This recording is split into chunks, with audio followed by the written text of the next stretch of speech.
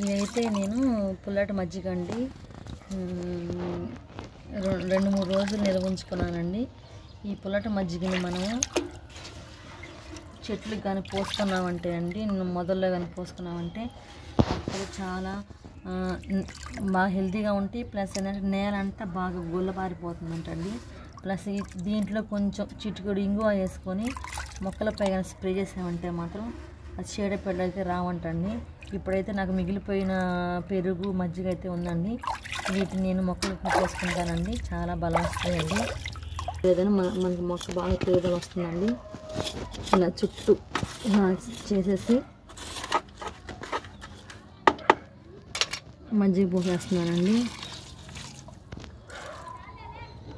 ఇది కూడా అండి గుల్లగా చేసుకున్నానండి. ఉదయాన్నే ఇట్లా పోసేసుకోవడమేనండి.